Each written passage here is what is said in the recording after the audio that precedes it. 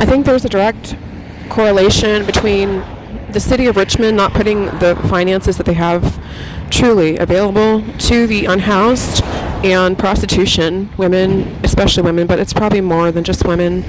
But I saw one lady in particular that I had met at Caritas Overflow out prostituting the other day, and it really broke my heart because I had run into her once at a Starbucks, more out in a different area like Willow Lawn, and I had been friendly and she had been unfriendly, whereas before she had also been friendly.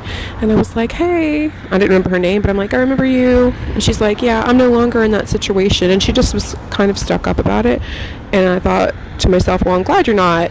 Of course, I wouldn't have guessed that she had turned to prostitution. So now I'm not glad for her, actually. And whatever false confidence she's going around in is just, a cover, a trauma-induced cover. And, there are many people who wanted to take everything from me on a physical level so that I would turn to prostitution, but I will not.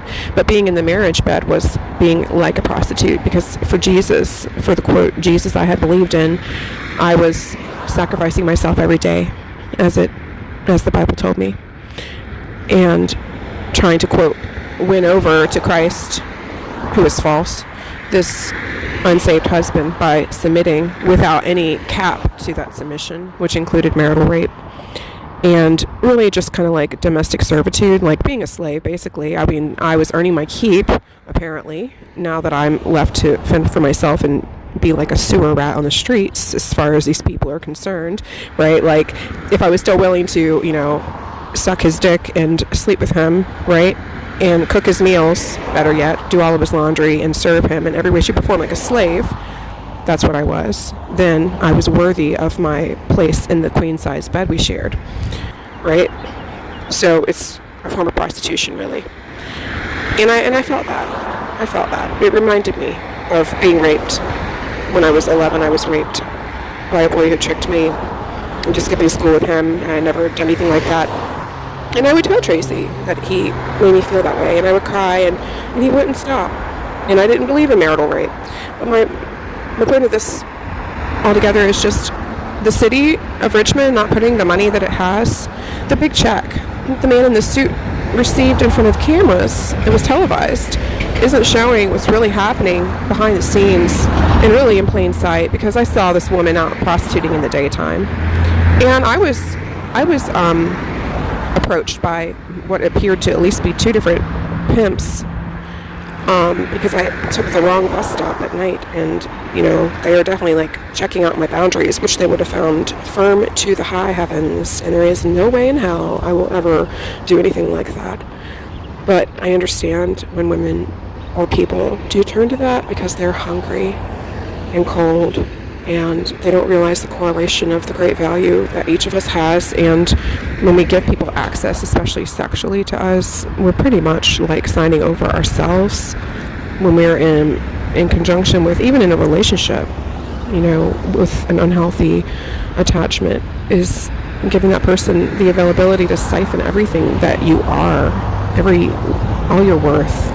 So to sleep with multiple people that are strangers for many is obviously even a step worse, if you can get worse than where I was at in the marital union. But, Tracy will eat his own feces.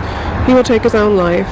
And my mother and my cousin Melanie and Janine, whether she's my sister or my cousin, these people are being exposed. And I want to also expose the city of Richmond, because there's a lot of extortion going on. They're not using the money in any way, shape, or form to really help the unhoused. These just couple of shelters they have, which one is just weather-based, and then the other only has 28 beds. 28 beds, so, even if they weren't being run by a power and control method, which they are, by abusive people who don't have a heart for the unhoused at all, where it's pretty much, domineering over, just like for me in the marriage, domineering over, it's their way or the highway. There is no even respectful communication, certainly not on their part. but the women aren't even allowed to really say anything. It's just like, oh, you have question, pack your bags, you're out. It's so like control based. And when I've mentioned the power and control wheel to people who are working for the city of Richmond, they're not even familiar, but they should familiarize themselves with the abusive methods they may be employing without realizing.